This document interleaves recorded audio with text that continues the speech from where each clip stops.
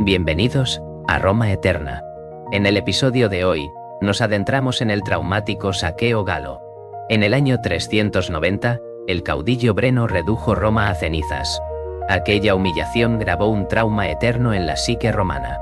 Te preguntarás cómo pudo una tribu celta doblegar a la futura dueña de todo el mundo. Comencemos pues con la historia de hoy. La marea de los senones, una de las tribus más belicosas de la Galia, descendió por los Apeninos buscando tierras fértiles. Bajo el mando del imponente Breno, esta hueste sitió la ciudad etrusca de Clusium. Ante la amenaza, los habitantes de la ciudad solicitaron la intervención de Roma. El Senado envió a 3 hermanos de la prestigiosa familia Fabia. Su labor debía limitarse a la palabra, pero su orgullo aristocrático desencadenó el desastre. Durante un enfrentamiento, los embajadores olvidaron su neutralidad sagrada y se unieron al combate. Uno de los Fabios mató a un caudillo galo en pleno campo de batalla. Aquella acción dinamitó el ius gentium, el código de honor que prohibía a los diplomáticos empuñar las armas. Los cronistas de la época relatan que Breno exigió justicia inmediata. Pidió que Roma entregara a los Fabios para responder por su sacrilegio ante los dioses. La respuesta romana fue un insulto mayor. En lugar de castigar la infracción, la asamblea nombró a los implicados como jefes militares con poderes. La indignación gala se transformó en un grito de guerra unánime.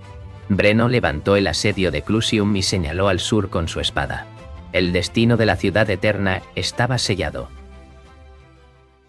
El 18 de julio marcó el inicio del Dies Aliensis, el día más oscuro del calendario romano. A solo 11 millas de la capital, junto al río Alia, las legiones esperaban el impacto. Las investigaciones actuales estiman que 15.000 romanos se enfrentaron a una fuerza gala mucho más numerosa y experimentada. Los generales romanos cometieron un error táctico imperdonable. Con el objetivo de evitar un flanqueo, extendieron sus líneas de forma exagerada. Esta decisión eliminó la profundidad necesaria para resistir un choque frontal. El centro de la formación quedó debilitado y totalmente vulnerable ante la masa enemiga.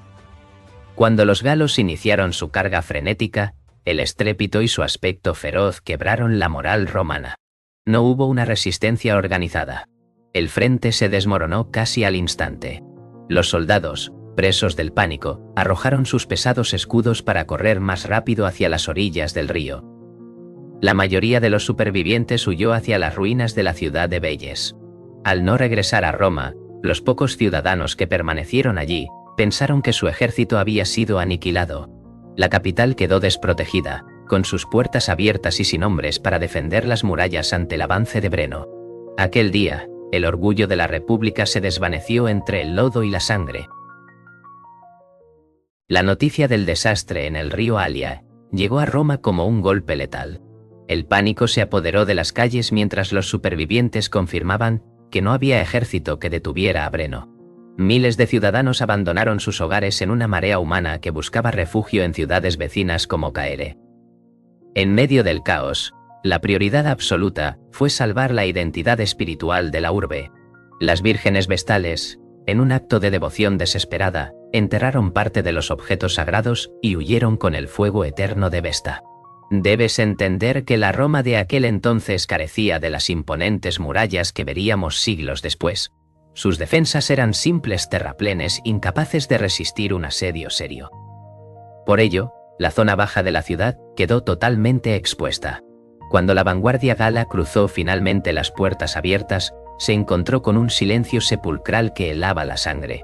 Los invasores ocuparon las calles desiertas de la ciudad baja, sin disparar una sola flecha, mientras los últimos defensores se atrincheraban en la cima del Capitolio, observando con horror cómo su mundo comenzaba a arder y su urbe caía bajo sus pies. Los senadores más ancianos, que ya habían ostentado el rango de cónsul, se negaron a abandonar la ciudad. Mientras la plebe huía a las colinas, estos hombres se vistieron con sus túnicas más sagradas. Se sentaron en sus sillas curules de marfil, frente a sus portales. Tito Livio relata que los galos, al entrar al foro, quedaron paralizados por la visión. No veían a simples mortales, sino estatuas o dioses que habían bajado a la tierra. La quietud era absoluta. Un guerrero galo se acercó al venerable Marco Papirio y le acarició la barba blanca. Era un gesto de curiosidad bárbara ante lo desconocido. Papirio, indignado por aquel contacto físico, golpeó la cabeza del invasor con su pesado bastón. Aquel acto de orgullo aristocrático fue la chispa que desató el desastre. El galo, enfurecido, desenvainó su espada y lo mató allí mismo. La masacre se extendió de inmediato por el foro. Los senadores fueron degollados en sus asientos sin oponer resistencia. Este sacrificio marcó el fin del orden cívico. La ciudad se convirtió en un cementerio bajo el espeso humo. Mientras el resto de la urbe ardía, el Capitolio permanecía como un islote de soberanía sobre un mar de cenizas. Esta colina, protegida por riscos casi verticales, se convirtió en el último refugio de la República. Sin embargo, la geografía no bastaba para saciar el hambre. Los defensores sufrían una escasez extrema de suministros, observando desde las alturas cómo los galos profanaban sus templos queridos. La leyenda relata que, en una noche, un destacamento de Breno intentó escalar la roca por un sendero secreto. El silencio era total, pues incluso los centinelas y los perros estaban agotados por la desnutrición. Solo las ocas sagradas del templo de Juno, respetadas a pesar del hambre atroz, dieron la alarma con sus graznidos. El estruendo despertó a Marco Manlio, un cónsul que lideró la defensa inmediata. Lograron arrojar al vacío a los invasores, salvando la ciudad de la aniquilación. Aunque la crítica moderna ve tintes de propaganda en este relato, la realidad es que el Capitolio resistió.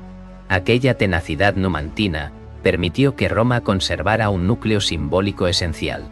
Gracias a este bastión, la identidad romana sobrevivió a la humillación absoluta frente a los bárbaros. El destino de la ciudad colgaba de un hilo, pero su corazón seguía latiendo. Tras meses de asedio, el hambre en el Capitolio se volvió insoportable. Los romanos, agotados por la inanición, aceptaron negociar la paz con Breno. El precio acordado por la retirada gala fue de 1000 libras de oro. Imagina la escena: el metal precioso acumulado durante siglos iba a parar a manos bárbaras. Durante el pesaje, los oficiales romanos notaron que los galos usaban pesas trucadas. Cuando protestaron por este fraude, Breno cometió un acto de desprecio absoluto. Desenvainó su pesada espada y la arrojó sobre la balanza. Ante la mirada atónita de los vencidos, pronunció las palabras que marcarían la historia: Vae victis, es decir, ay de los vencidos. Este gesto simbolizaba que no existía ley más allá de la fuerza del vencedor. No había justicia, solo sumisión. Aunque la leyenda cuenta que el dictador Camilo llegó a tiempo para reclamar que Roma se rescataba con hierro y no con oro, muchos historiadores creen que esto es una invención posterior para salvar el honor nacional. La realidad más probable es que los galos se marcharon con el tesoro, dejando tras de sí una ciudad en cenizas. Roma aprendió aquel día que el mundo no tiene piedad con los débiles. Esta lección forjaría su futura voluntad de hierro para no volver a arrodillarse jamás ante nadie. El humo se disipó, pero la cicatriz permaneció abierta en el alma de Roma. No fue solo una derrota militar, fue el nacimiento del Metus Gallicus, un terror visceral hacia las tribus del norte que dictaría la política exterior durante siglos. Para evitar que la historia se repitiera, los ciudadanos blindaron su hogar. Levantaron la muralla serviana, una obra colosal construida con tofo de grota oscura. Estas piedras, extraídas de la conquistada ciudad de Velles, protegían las 7 colinas con un mensaje claro: nunca más entraría un invasor sin pagar un precio de sangre. Bajo la tutela de Camilo, el ejército abandonó la rígida falange griega por el sistema manipular, una formación flexible capaz de resistir la ferocidad bárbara. Roma entendió entonces que la mejor defensa era el ataque preventivo. Si no querían volver a ser humillados, debían someter a sus enemigos antes de que estos cruzaran las fronteras.